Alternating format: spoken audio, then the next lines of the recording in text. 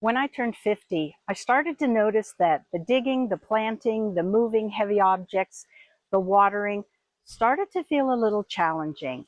So I came up with 10 things that made my gardening easier and kept the joy.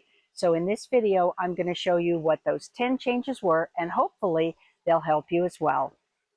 Number one, change your mindset. Things don't have to be perfect. I used to get stressed out if I knew someone was going to come visit my garden because, of course, I wanted it to look gorgeous. But over time, I realized that I was tiring myself out trying to be perfect. So basically, changing your mindset is another way of saying lower your standards. Focus on the things that have the biggest impact.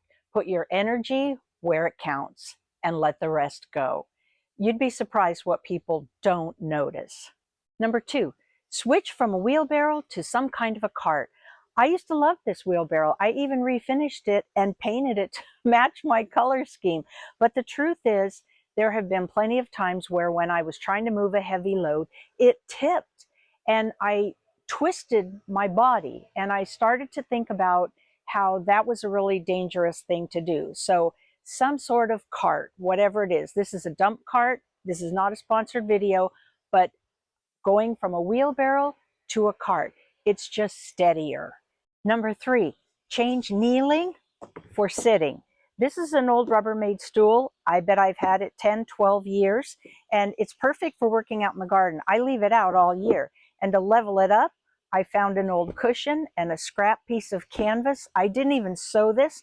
I just cut a strip, wrapped it around, and used a hot glue gun. So you can work so much longer in a sitting position. Your back doesn't hurt versus when you are on your knees. If you think about it, even a young person can only work so long on their knees. So swap out kneeling for sitting. Your back will thank you. Number four, switch to a lighter hose. This is the hose most of us grew up with, and a lot of you probably still have. And this thing, empty, with no water in it, weighs 10 pounds. This one,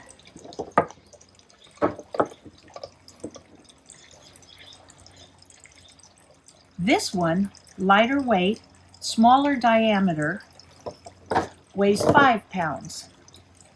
So, if you haven't been to the nursery or garden store lately to look at what your alternatives are, please do. There are so many cool hoses out now. Different colors, different finishes. I've seen some that are retractable. There's just so many alternatives to our old heavy friend. Number five, raise things up. I love to grow leafy greens, spinach, chard. I'm getting ready to plant this with beets, but I don't want to be on my knees in a 12-inch high raised bed. So I bought this garden trug online. It's at a wonderful height, almost kitchen counter height. I can work comfortably in here for a very long time. Another way to raise something up is to put it in a pot. So these grapes, if I were growing them directly in the ground, would be a lot more work. There would be more bending over and pruning, whereas here I can work at eye level. It makes a huge difference. So raising things up, number five. Number six, choose a simpler design. And one of the best ways to do this is to use ground covers. When you plant something en masse, it eliminates a whole lot of weeding. Here's another example. I have this ground cover planted so thickly, well, it's grown in over the years, but the idea is that when you plant something en masse, it just automatically chokes out the weeds, and it saves a lot of back-breaking work. And here's another example. I just almost never weed this area because the ground cover, this is Pachysandra, just chokes out the weeds. Number seven, automate your watering. There's plenty of good videos online about how to install drip.